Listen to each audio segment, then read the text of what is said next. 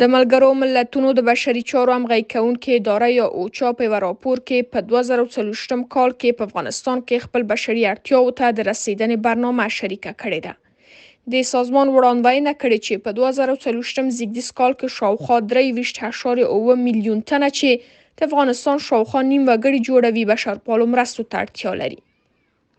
اوچا ویلي په دې کال کې دا بنسټ یوازې 18.3 میلیون تنو ته به مرسته وکړي او د دې سازمان لومړیتوب د خوړو، څښاک اوبو او روغتیا مرستو چمتو کول دي.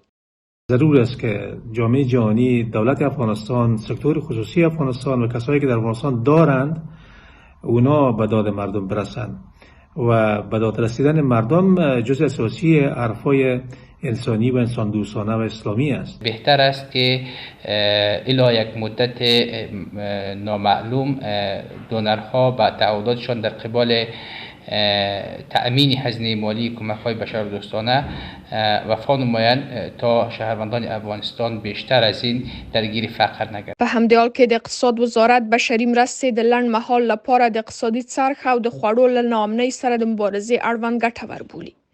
دا وزارت ټینګار کوي چې د بېوزلۍ د کچې ټیټېدو او د کاري زمینو د برابرېدو لپاره نړیواله ټولنه باید د پراختیايي برنامو د پلي کېدو پر سر تمرکز وکړي. مساعدت‌های بشری برای چرخش اقتصادی و مبارزه با ناامنی غذایی در کوتاه مدت موثر بوده ولی راه حل اساسی برای کاهش میزان فقر و بهبود وضعیت اقتصادی شمرده نمی‌شود. همکاری و حمایت جامعه جهانی از برنامه‌های انکشافی و تمرکز بر سکتورهای اشتغالزایی و تولیدی میتواند در کاهش تدریجی میزان فقر و ایجاد فرصت‌های کاری مؤثر تلقی گردد. اوچا په یوه راپور کې همداشان اندېښنه څرګنده کړې چې د مالی تمویل کموالی مرستندویه بنسټونه مجبوروي چې زیانمن خلک د خپلو برنامو په لومړیتوب کې راولي.